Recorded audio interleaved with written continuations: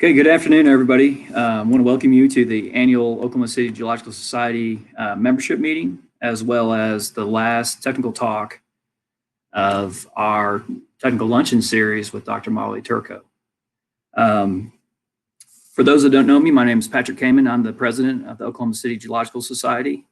And we have a good talk coming up here. Really excited to have Molly back with us. She came in earlier in the year, I think in February, and gave a great talk. And she's going to come back here and close out the year with a really great talk, building on the first talk that she gave. So the talk will be a structural analysis of the Wichita Uplift and structures in the Southeast Anadarko Basin, Part 2. The Washita Valley Fault, a smoking gun to evolving Pennsylvanian tectonics. So we'll kick off here in about 10 minutes with Molly. But first, I just want to go through our annual meeting, talk about the status of the society, as well as present the board of directors for 2021 and 2022. As each of you were getting on this morning or this afternoon, hopefully you saw up there in the first screen was kind of a call out to our sponsors for the year. And I just want to give them a shout out to those companies and to those individuals that sponsored us in 2020. Without their support, the society wouldn't be able to do some of the things that we are able to do for you guys, and obviously help us get through the COVID year. As you guys all know, it's been a challenging year for all of us in your personal lives and your professional lives, and certainly for the society, it wasn't any different. With COVID-19, really kind of changed up our plans that we had set forward in the year. And unfortunately, we had to cancel several of our events. Mainly our continuing education courses got canceled. We were able to have our first one, but then the rest of the year did get canceled, which was unfortunate. Providing good continuing education courses is really part of one of the reasons why the society exists and what we really pride ourselves in.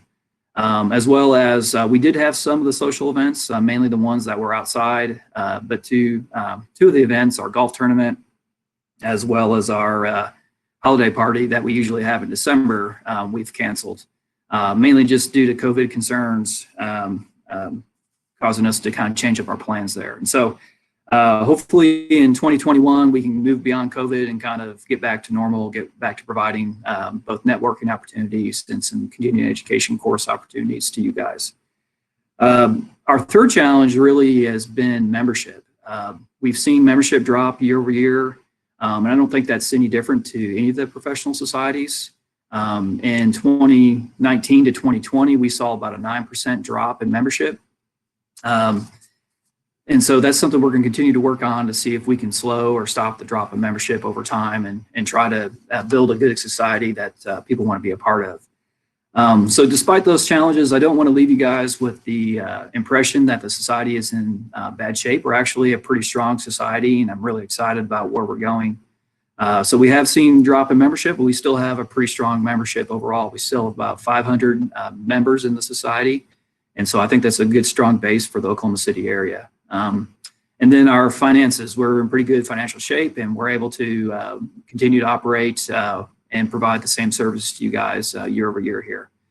Up on the screen, I've shared a snapshot of the 2020 finances. You can take a look at there. We have the 2019 budget, our 2020 budget, and then our current to date, where we are as far as income and as expenses as well. So you can see that we're looking at a probable about $32,000 net income for the year. So operating in the green and in pretty good, healthy shape there.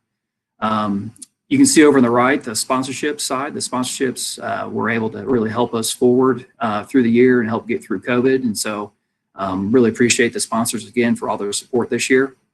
And then down on the bottom, you can see our TD Ameritrade account, as well as our operating account. So our TD Ameritrade account is a rainy day fund.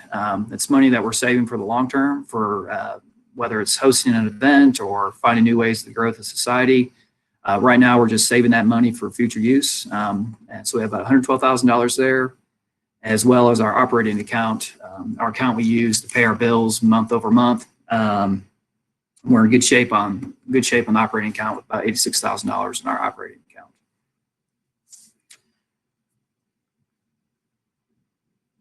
The next slide here is a snapshot at just kind of the income and expenses over the year, kind of a month-to-month look. And you can see our budgeted income in the green line with our actual income in the light green line. So budgeted dark green, actual in the light green. So you can see as we had to cancel the events through the year, we didn't bring in income associated with those events, but as well as we didn't have any expenses associated with those events. And so overall, our income was a little lower associated with canceling the continuing education courses, moving this luncheon series to a virtual series. But our expenses were lower as well, and you can see the gap here, $120,000 versus $88,000, gives us about $13,000 surplus for the year. And so that's a snapshot of our finances. And going forward in 2021, we'll look to kind of get past the COVID, try to get back to normal, get to having the continuing education courses again. And so right now we don't know when those will start and how that'll evolve, but we're kind of just keeping an eye out and watching to see how things evolve here. And when the pandemic starts to ease, we'll start scheduling those and getting them out to you guys. Additionally, many of you may not know that the society actually turns 100 years old next year. The Oklahoma City Geological Society was originally founded on April 1st of 1921. And so it's a pretty exciting year. 2021 here will be a great year celebrating the 100th anniversary. And so excited about that. And we're going to try to see if we can get past the pandemic. We'll try to do some anniversary celebration events where we've been talking about a field trip or doing some other things to try to just say thank you to all the members and get out and try to do something that's fun. If you have any questions around the finances or the health of society, feel free to write those into the questions over on the right here. I can answer those here in a little bit. But next I would like to go to is present our slate of directors for the 2021 year and 2022 year. So we have 5 directors that are in the middle of their terms. They started in 2020 and will be carrying through 2021. That's Galen Miller, Mark Okerman, Drew Dressler, myself, and Steve Ladner, our past president. And then we have 8 directors slated for 2021 and 2022. And this is the part of the meeting where we're going to present an existing slate and then open the floor up to nominations. The folks that officially get onto the slate through what are on the list today or nominated in this meeting will vote on in December. And then those folks will move down to the board in the beginning of the year. And so Cole Hines, Leslie Evans, and Rosie Gilbert have all asked to run again and do another term with the society. And so excited to have them back. And then we had additional members asked to be on the board. Joe Voiles, James Van Alstine, Chris Wiggers, Raleigh Bloomstein, and Mike Kambalik. That's the slate we have today. We'd like to open the floor at this time. If you would like to be a part of the board or are interested in it, please feel free to type your name in the chat, or if you'd like to nominate somebody, feel free to type their name in the chat. Or if you just want to ask some questions later, you can reach out to me if you go to the ocgs.org. My email address or Michelle Hone's email address is on the website there, and you feel free to send us an email if you just want to inquire about the board of directors or want to learn a little bit more.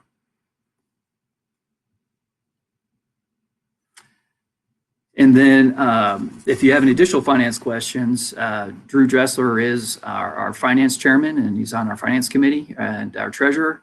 And so feel free to reach out to Drew if any financial questions, and you can find his email as well on the OCGS website, ocgs.org.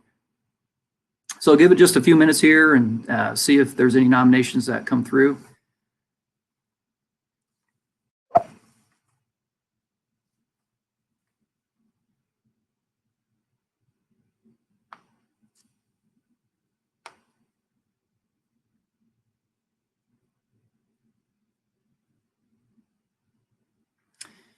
We had a great suggestion come across, and Jan, thank you for sending that across. Jan Dodson had wrote that the first successful seismic reflection experiments were performed in June of 1921 near the Belle Isle Library. And so it looks like there's a committee, OU, OSU, SEG, AAPG, kind of working on a celebration for that. So yeah, that'd be a great opportunity if we could combine the OCGS, or the OCGS could help out with that. Yeah, great suggestion. Appreciate that, Jen.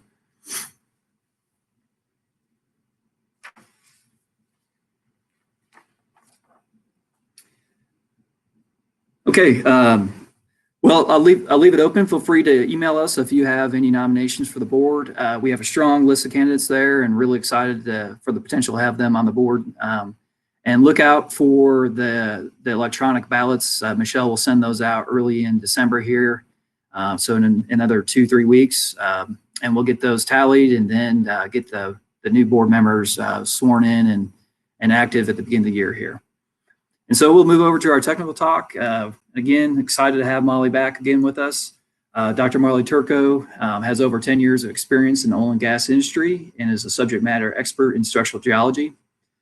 She's had the opportunity to work in multiple basins in the U.S., including the Anadarko, Ardmore, Powder River, Appalachian, onshore Gulf Coast, and Rocky Mountain basins. She received her BS and MS in geology from the University of Tulsa, followed by a PhD from the University of Oklahoma, where she studied under Dr. Shankar Mitra. Some of her favorite projects include numerical modeling of fractured reservoirs and interpreting seismic data in complex geologic settings where structural models are a must. Molly's passion is mentoring and teaching, but her favorite role is leading structural geology field courses in Nevada and southern Oklahoma. Molly is currently a team member of Applied Stratigraphics as their structural geology expert, along with consulting for Turko Tectonics and structural geology. So with that, over to Molly, and appreciate you joining us today. All right. Thank you, Patrick. I appreciate that introduction. I will start to share my screen. Let's see.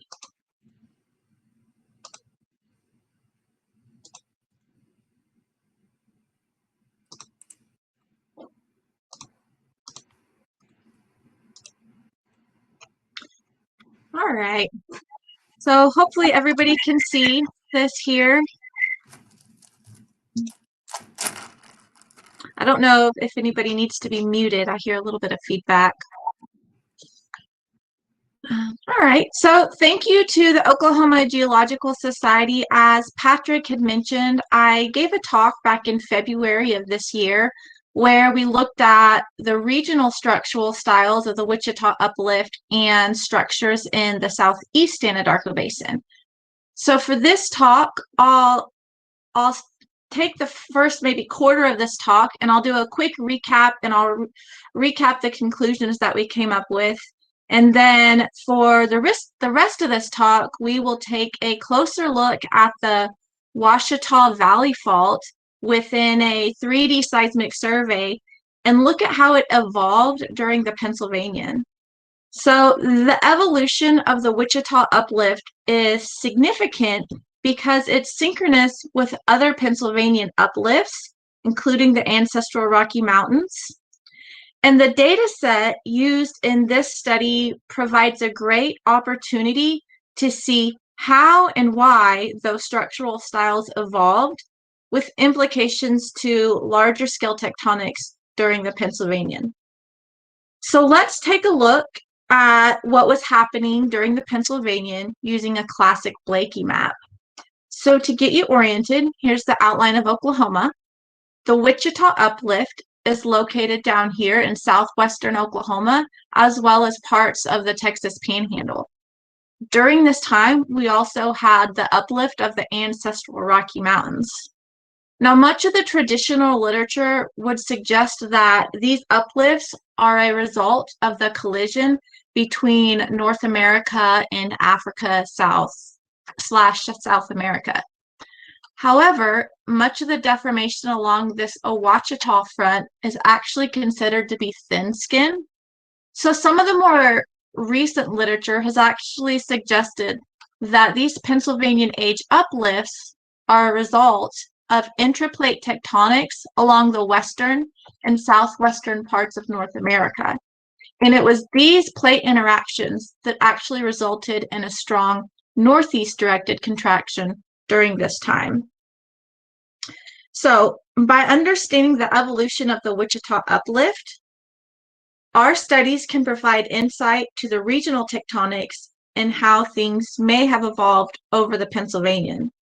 And one other thing to point out, notice how a lot of these uplifts have more or less a northwest-southeast trend. Well, here in southern Oklahoma, that trend is due to the failed rift that developed during the Precambrian to Cambrian. So during this time, we had the emplacement of a large igneous province that shows up pretty nicely on a magnetic map. And the location of the failed rift is located approximately within this white dashed line. So after the rifting phase, we had subsidence, and during that time, we had pretty significant carbonate deposition. And then during the Pennsylvanian orogeny, the rift became inverted, where it then became eroded as we see it today. The structural styles that developed during this time, they have been the subject of controversy. Much of the historical literature has attributed the structural styles to either simple compression, strike slip or wrench-like tectonics, or transpression. So in the previous talk, we looked at a series of seismic cross-sections over the Wichita Uplift and Southeast Anadarko Basin. And what we concluded is that during the early parts of the Pennsylvanian, we had contraction on both northwest-oriented structures as well as the more east-west-oriented structures.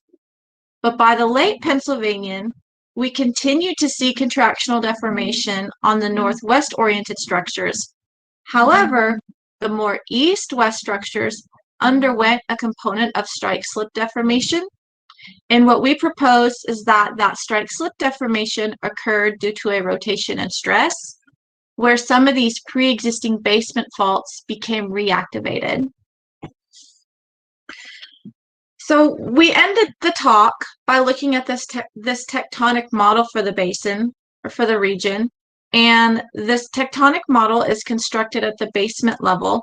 And what it shows is essentially the three stages of deformation. We started with our failed Precambrian rift. Then we looked at the inversion of that rift during the early parts of the Pennsylvanian, when maximum horizontal stress was oriented northeast-southwest. Then that was followed by a rotation in the stress to become a little bit more east-northeast. And because of that rotation, we now saw strike-slip deformation along those east-west structures. And one of the driving factors for proposing the rotation and stress were observations seen along the Washita Valley Fault. So let's start taking a look at what we see along this fault. But first, let me kind of get you guys oriented. Here in southern Oklahoma, we have three mountain chains: the Wichita, the Arbuckle, and the Washita Mountains. The Washita Valley Fault is located here between the Wichita and Arbuckle Mountains. And in the previous talk, our study area was within this red rectangle. Now within this red rectangle, I've constructed a structure map at the Arbuckle level, and the Arbuckle sits right on top of the basement. So let's take a look at the structure map within this red rectangle, and I'll kind of try to get you guys oriented with this part of Oklahoma. So the Wichita Uplift has a northwest-southeast trend through here. Where you see these white areas, that's where the Arbuckle has become eroded. What I've also posted on here is where we see pre-Pennsylvanian stratigraphy at the surface. So this is where we have the Wichita Mountains at the surface, and this is where we have the Arbuckle Mountains. There are several fault trends to point out. The first being the Wichita Mountain Fault. And the Wichita Mountain Fault is pretty significant because it's the main fault responsible for the Wichita Uplift. The other major fault trend to point out is the Mountain View Fault, and it's another one of those frontal faults of the Wichita Uplift. Now, the Washita Valley Fault extends through here, and it actually crops out in parts of the Arbuckle anticline located here. And then it extends through the southeast part of the Anadarko Basin. And I think I forgot to mention, but The Anadarko Basin sits just to the north of the Wichita Uplift. In this purple kind of pinkish area, that outlines some of the deepest part of the basin. So for this talk, we're really going to be focused on the segment of the Washita Valley Fault through the Southeast Anadarko Basin, because that's where we have a pretty good 3D seismic data set. So as I mentioned, this was a structure map on top of the Arbuckle, and the Arbuckle sits right on top of the basement. Now, the stratigraphy in southern Oklahoma is super important to the structural styles that developed.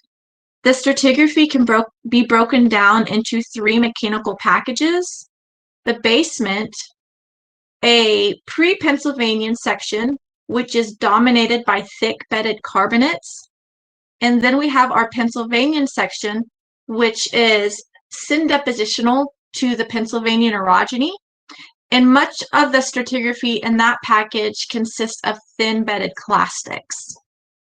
We've also identified two regional detachment levels, one at the base of this Pennsylvanian section here near the base of the Springer Shale, and then a second regional detachment here near the base of the Arbuckle. So let's start looking at some cross sections. We'll start with cross sections A and B, which both extend over the Washita Valley Fault. And we'll start by looking at cross section A, which extends over the Wichita Uplift, the Washita Valley Fault, and then into the Carter-Knox field here.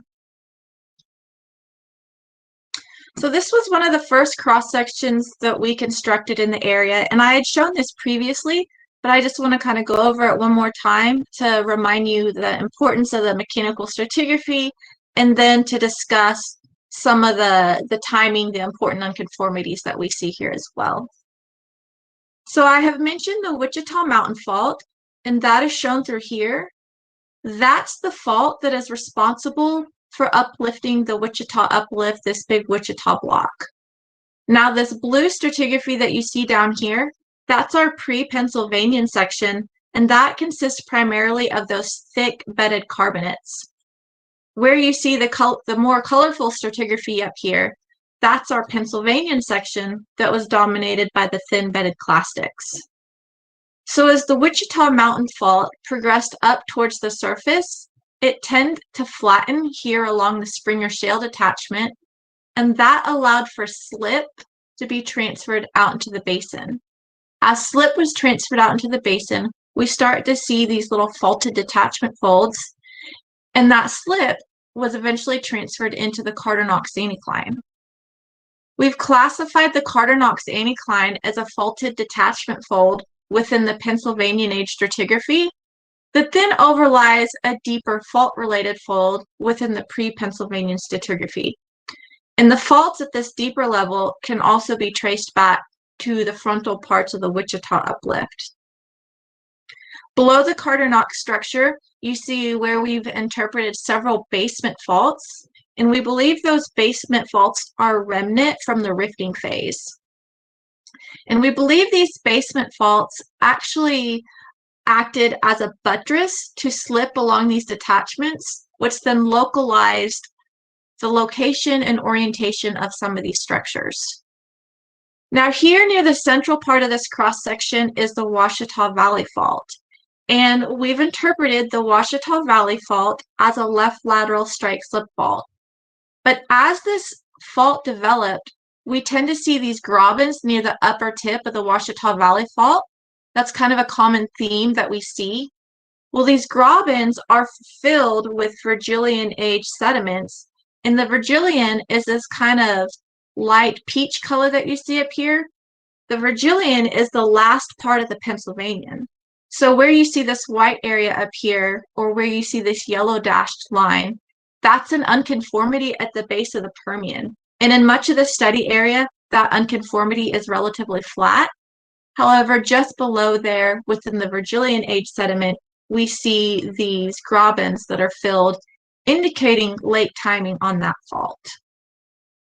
So in the previous talk, we looked at the restoration of this cross-section, and for the sake of time, I'm not going to go through each step, But the main takeaway was that much of the structures that we see in this cross-section are contractional. The exception is once we get into the late parts of the Pennsylvanian, that's when we start to see the Washita Valley Fault breaking through here. And just to point out in this cross-section, where we see the Washita Valley Fault, we do tend to see more fold thrust structures until we get into the late parts of the Pennsylvanian, say the Missourian and the Virgilian, we see less folding and thrust faulting, and we simply see the strike slip faulting where we're getting the development of those grabens in the Late Pennsylvanian. So now let's take a look at cross-section B. Cross-section B is just 6 miles to the west of cross-section A. And once again, we see the Washita Valley Fault cutting through those earlier fold thrust structures. And just as in the previous section, we see another one of those grabens near the upper tip of that fault. That is once again filled with Virgilian sediment, indicating the late timing on that fault.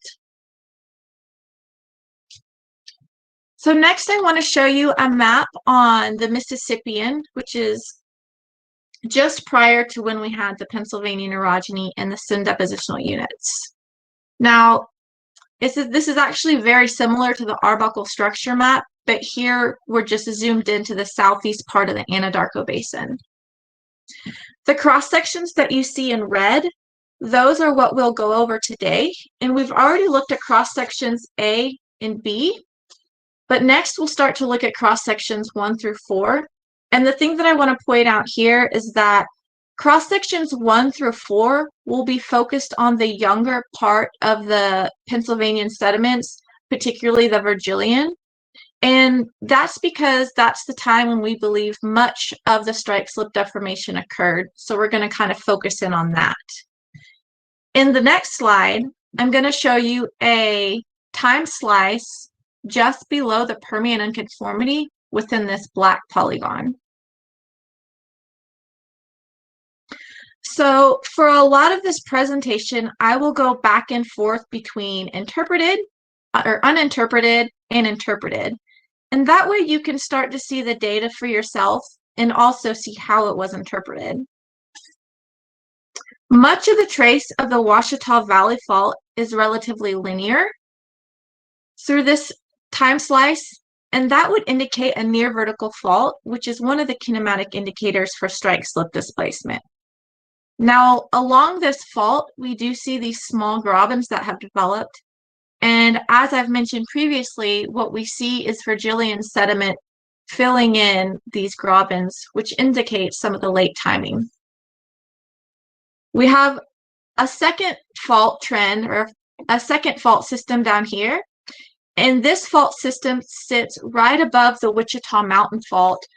So what we believe is happening is that you have a component of left lateral strike slip on the Wichita Mountain Fault, and that's allowing for these secondary faults to form above that as well. So let's go ahead and start looking at the cross sections. We'll start with cross section 1, which is located here near the west, and then we'll move our way towards the east. So I'll start by showing you the uninterpreted section and then the interpreted section. So here's where we have the Washita Valley Fault.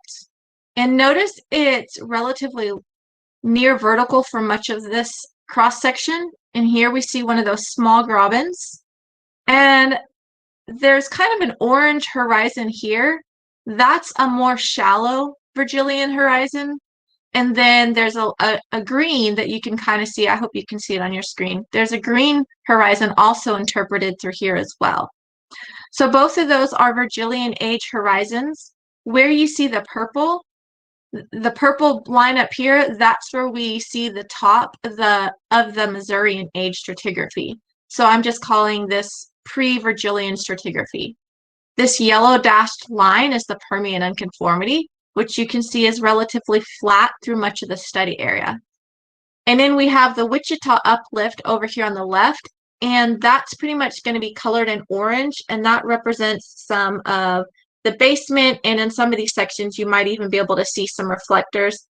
that's most likely going to represent some of the pre-Pennsylvanian stratigraphy that's caught up in that uplift. So looking back at the uninterpreted section, what we see are these normal faults dropping down into this graben here. And then we see another one located up here as well. So now let's look at cross-section 2. So once again, we see faulting within the Washita Valley Fault zone, and we also continue to see faulting up here above the Wichita Uplift. And once again, most of what we're seeing on this section is normal faulting. This tends to be dropping down towards the north, and then over here on the Washita Valley Fault, we're dropping down to the south. In some of these cross sections, you will also start to see some of the folding down here near the older parts of the Virgilian. And there's kind of a question as to whether, during the early Virgilian, did we still have some contraction? So we're seeing earlier folding due to some contraction, or is that folding simply due to bends within the Washita Valley Fault zone? Because depending on the way the fault bends, as you have strike slip displacement, in some cases you can get a little contractional quadrant or a tensional quadrant. So now let's look at cross-section 3, and I really like this cross-section because within here you can see the Washita Valley Fault as a near vertical segment, and it's just one of my favorite cross-sections to look at because vertical faults, you don't really see those resolved in seismic data, but in this case you are seeing the truncation of that stratigraphy so nicely, indicating that near vertical fault, which near vertical faults are usually a kinematic indicator for strike slip motion. And once again, we're seeing faulting over the Wichita Mountain Fault up here on the Wichita Uplift. And this is one of the cases where I talked about you see little contractional structures. So you're seeing some kind of pop up here. And I don't know if you can see it on your end, but there's a reflector that's interpreted here that then drops down. So in the previous sections, we were seeing normal displacement within this deeper horizon, but in this case, we're seeing contractional. So once again, there's a question as to whether is that due to a bend in the fault plane, or is that due to seeing some earlier contraction in the Virgilian still. So okay. Now let's take a look at cross-section 4. Once again, we're starting to see another one of those grabens develop, and we're still seeing some faulting and folding over the Wichita Mountain Fault at depth. Now, in this case, I didn't bring these faults down to connect to this. I think you're still seeing some movement along this fault, but it's very possible it could simply be decoupled, or maybe it could just simply be interpreted a different way. But one of the things to keep in mind when you interpret within 3D seismic, it's easy to make a single interpretation on a 2D line, but when you have 3D seismic, you have to make sure your structures are consistent along strike, essentially within your 3D framework. And once again, we have pretty good well control along this part of the Washita Valley Fault. So we definitely see these grabens forming, and we definitely see the Permian unconformity, which is relatively flat. And once again, the growth section in here consists of Virgilian sediment, indicating the late timing on this fault. So we looked at cross sections 1 through 4 near the west end of the study area. And what you see on this map are some of the grabens, and you can see where those develop and where they end, and then where we tend to get additional grabens. You can also see some of the faulting that occurred over the Wichita Mountain Fault, and you can start to trace which faults were continuous from cross-section to cross-section versus which faults may have died out along section. Now next I want to look at 2 seismic lines over the east end of our study area. Both of these extend over the Washita Valley Fault, and then they also extend over another strike slip / normal faulting that drops down to the south. And this fault that you're seeing through here, that's actually cutting the very southeast end of the Carter-Knox field. So in these sections, you'll also see part of the Carter-Knox structure.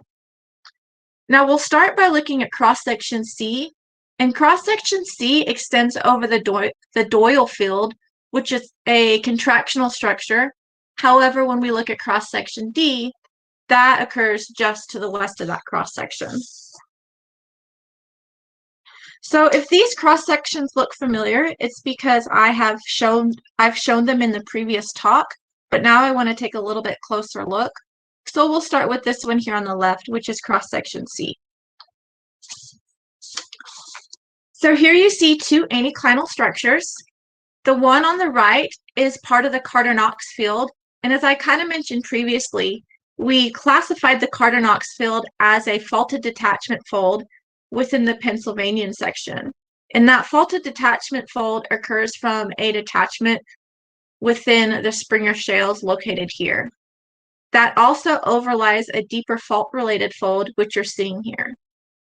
Now here on the left side, you're seeing what's known as the Doyle structure. And the Doyle structure formed early in the Pennsylvanian. And what we see is that detachment near the base of the Arbuckle allowed for a pretty significant fault-related fold to develop. So when we look at the wells through here, we see a lot of repeat section and a lot of really steeply dipping beds.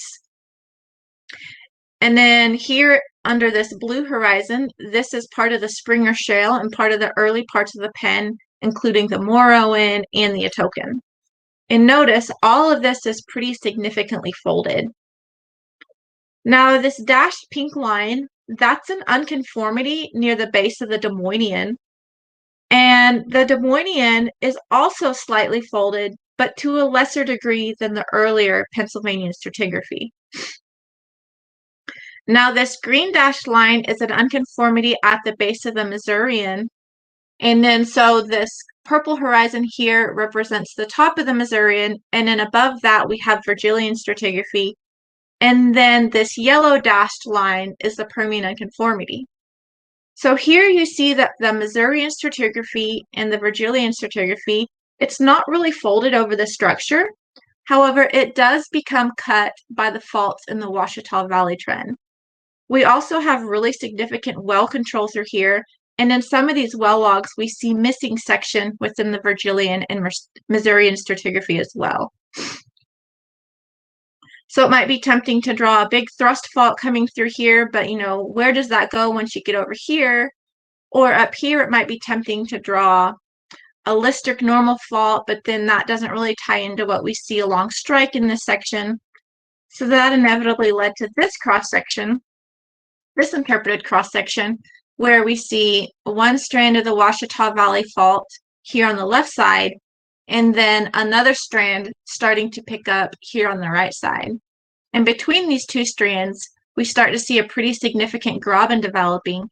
And if you look at the growth section within this graben, that consists primarily of Virgilian age stratigraphy. So that is telling us that we had significant movement on this fault system during the Virgilian. Now let's take a look at cross-section D. And as I mentioned, cross-section D is just to the east of the Doyle structure. So we're not really seeing that contraction within here. And if I throw in the interpretation, what we see is this fault that was cutting the southeast end of the Carter-Knox field, that is starting to increase in displacement. And just kind of to throw this out there, this is that deeper fault-related fold at the Carter-Knox structure. And here you're just seeing a piece of it that is actually out of the plane, which is why you're seeing this symbol here. So you have this normal fault dropping down into the graben. And then we continue to see this strand of the Washita Valley Fault dropping through as well. Now within the seismic data set, we do see seismic artifacts. And when that happens, you have to make sure that whatever structural interpretation you put on there is going to be kinematically reasonable and kinematically plausible. And as I mentioned earlier, when you're interpreting within a 3D seismic survey, you have to consider the 3D geometries, and you have to make sure that as you go from cross-section to cross-section, that things correlate in a proper way that's kinematically reasonable. So what I believe is happening is that you're getting left lateral strike slip motion here along the Washita Valley Fault. And then this left lateral strike slip fault takes a left step into that fault that we saw cutting the southeast end of the Carter-Knox field, where you're continuing to get your strike slip motion towards the east and into the Arbuckle Uplift. So I believe this is actually a pull apart that we're seeing, and all of the stratigraphy that is filling this large pull apart graben is Virgilian in age. Once again, the Permian unconformity is relatively flat. So the timing on this major pull apart is going to be Virgilian in age. So one of the questions that I always get when I start to talk about strike slip is how much strike slip offset has occurred. But it's important to keep in mind that faults can die out and become segmented. But nonetheless, an estimate was determined for the segment of the Washita Valley Fault in the southeast Anadarko Basin. Subsurface piercing points are difficult to determine, so the method of choice was to match well log signatures. So when doing this, it's important to correlate facies that are not too chaotic and that are not too monotonous either. And it's also important to correct for any folding as well as depositional trends.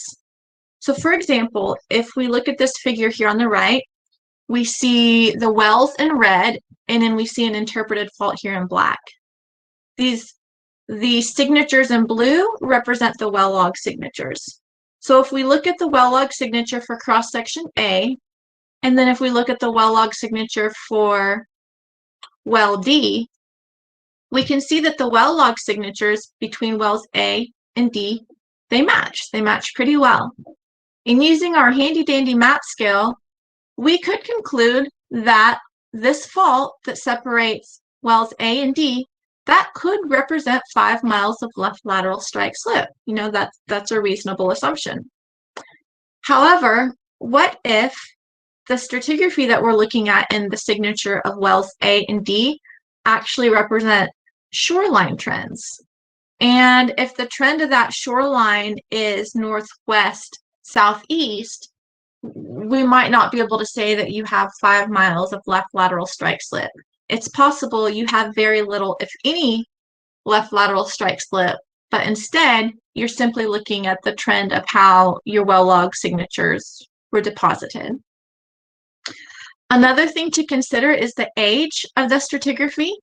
So once again, looking at wells A and D, we can see this blue stratigraphy here matches, but this older orange stratigraphy here does not match. However, the orange stratigraphy between wells A and F do match.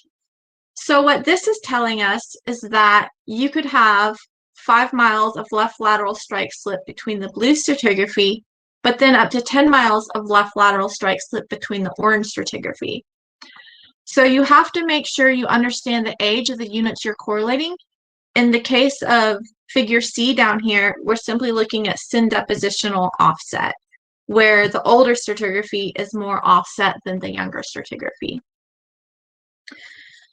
So with this method and these cautions in mind, more than 20 wells were used to determine the amount of strike slip offset along this segment of the Washita Valley Fault. Now, only Missourian and Virgilian stratigraphy could be used, which represents the later part of the Pennsylvanian, and that was due to sufficient penetrations. Those are shallower formations, and so we have more wells that penetrate that. The older strata was either limited to the fault zone, where the well log stratigraphy was distorted, or we just didn't have enough penetrations into the deeper stratigraphy in proper locations to where the fault is located. So, as an example, the logs on the right are kind of illustrating this method. So if you look at wells A and C, you'll notice that the well log signatures between these two tend to correlate. You can see coarsening upward trends and finding upward trends between these two. And, you know, I feel like these actually correlated pretty well between each other. However, when you start to look at the correlation between wells A and B, you don't really see those trends as nicely, and I would say those don't correlate as well. There's a lack of correlation between wells in A and B compared to well C. Well, wells A and B actually sit directly across from each other along the Washita Valley Fault, whereas there's an offset between wells A and C. So using more than 20 wells, what we concluded is that the amount of left lateral strike slip along this segment of the Washita Valley Fault was anywhere between 6 to 8 miles, and that was using predominantly Missourian and Virgilian age stratigraphy.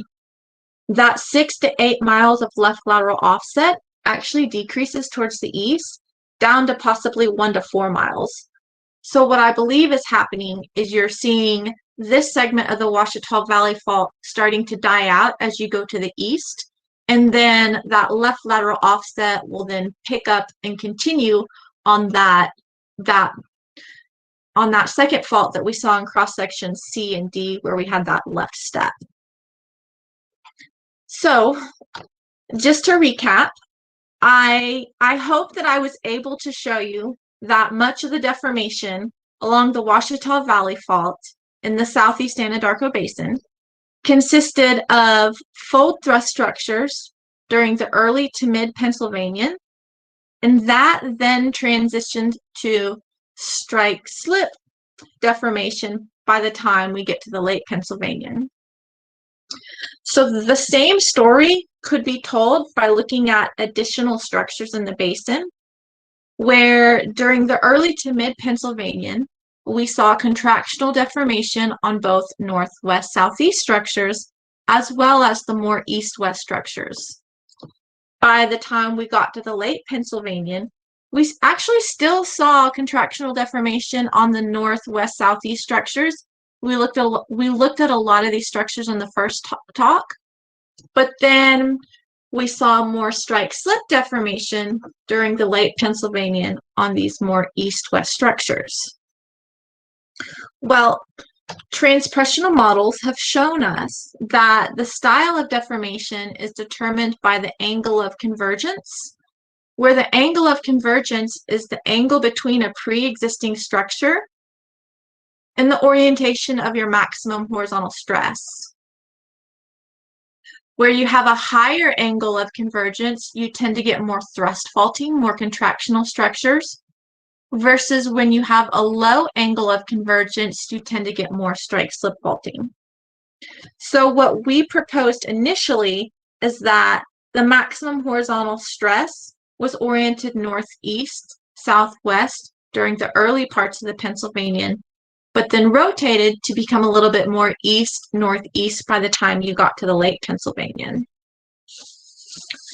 Additional studies have shown us that faults may become reactivated under favorable conditions to stress, poor pressure, and the coefficient of friction on a fault plane.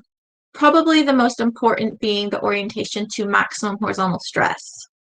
So using tools like the Moore-Coulomb circle can aid in deciphering which faults are more likely to become reactivated in an applied stress field. So for example, if you look at this hypothetical map view of faults, each fault has its own orientation information, and you can use that information to figure out which of these faults are more likely to be reactivated. So while the stress field is used to construct these circles that you see on the Moore-Coulomb circles, the orientation information from these faults can be used to plot the faults within these circles. They can be used by looking at the azimuth of the fault plane with respect to the fault field, the stress field, and by looking at the dip of the fault.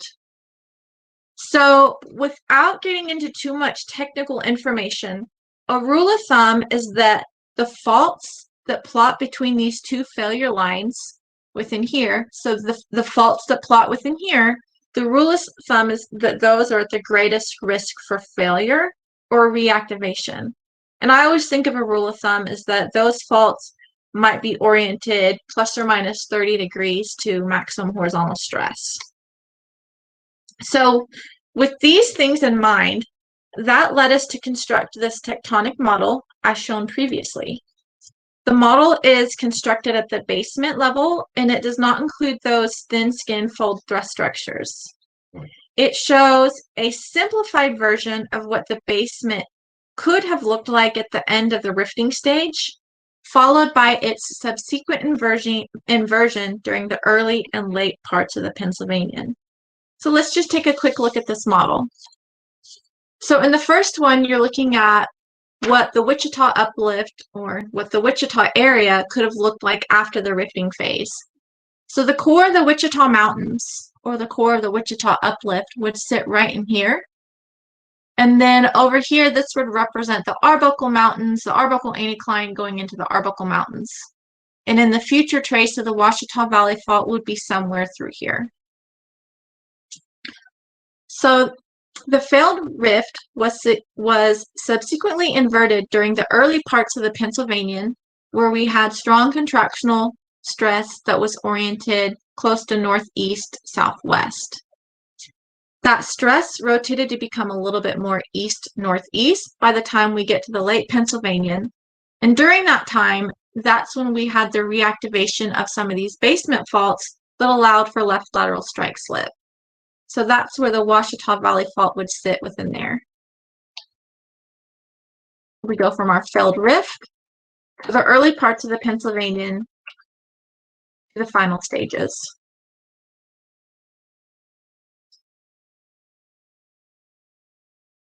So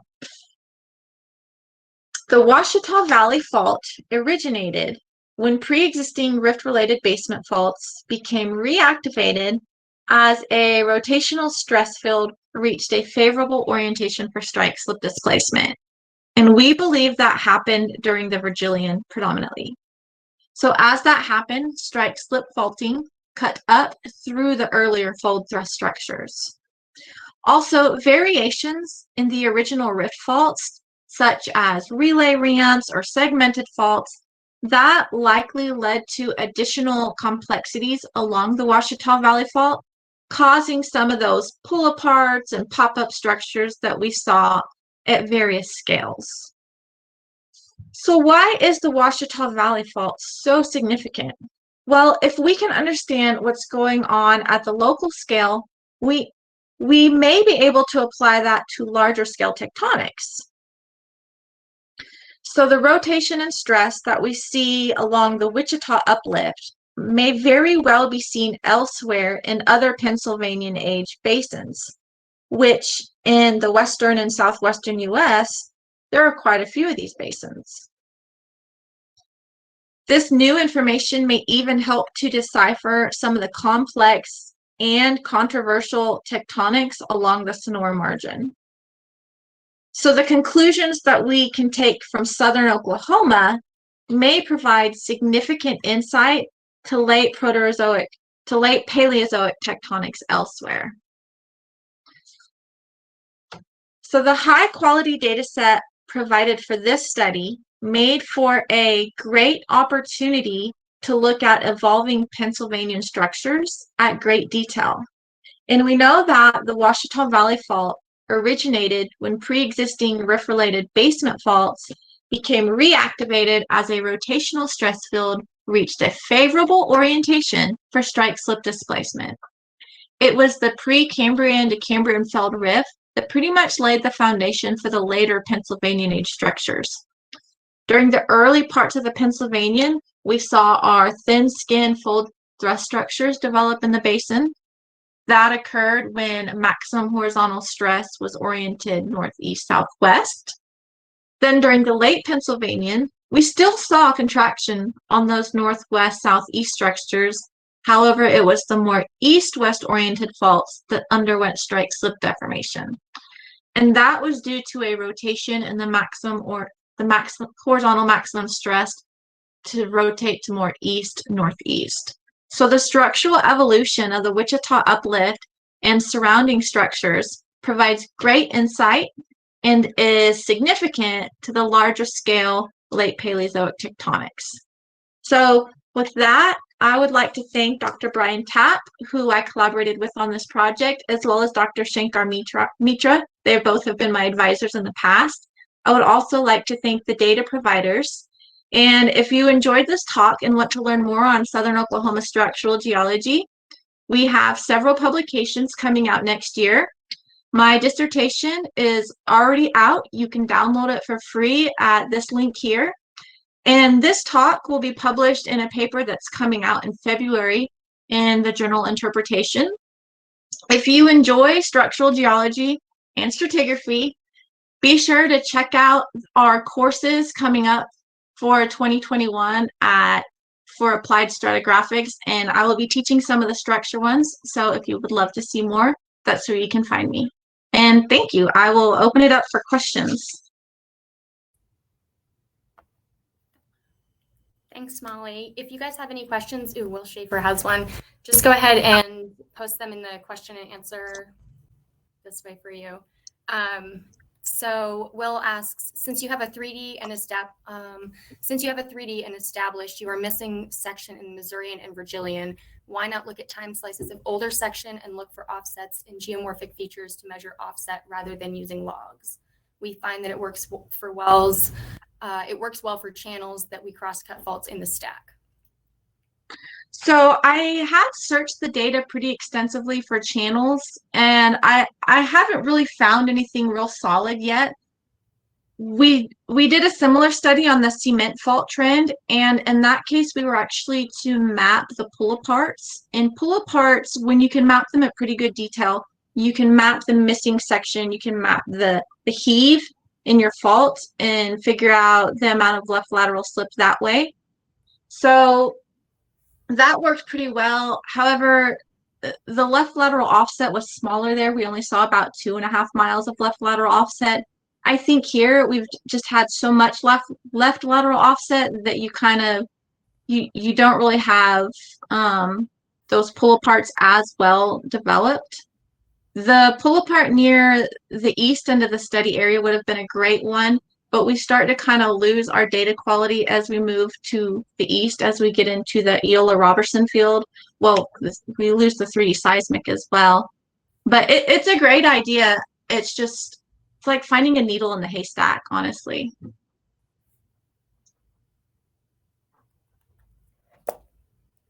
Okay. If anyone else has a question, go ahead and type it in there really quickly.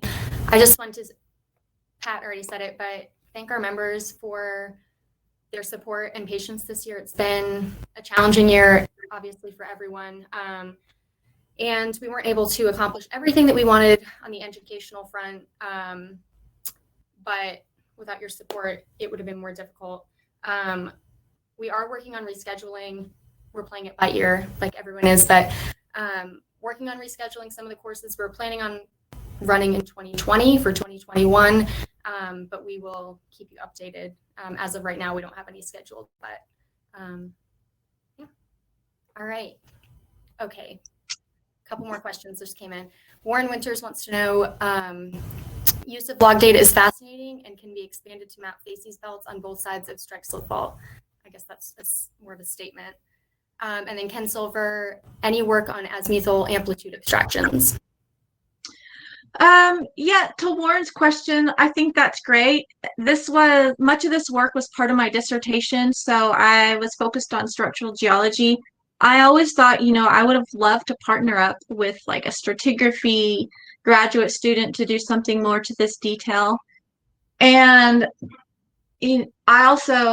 Ken Silver has a great question as well. I would have loved to have seen something like this, but with the data, it was data owned by these vendors. If I was maybe a geophysicist degree, that would have been a really great project for me. But in this case, I was really focused on the structural geometry and using some of the more classic methods of mapping the structures and looking at well logs for missing section, repeat section.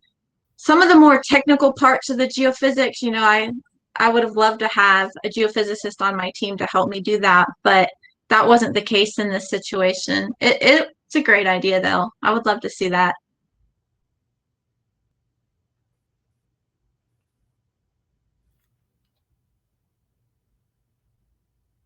Okay.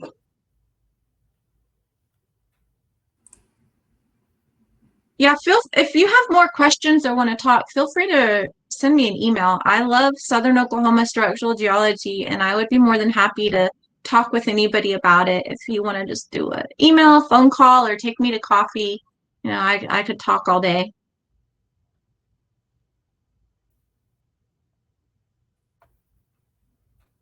I don't know if you can see the question, but Jerry McGaskill said, "Great work, Molly." Oh, thanks, Jerry. One of my favorite Southern Oklahoma geologists. All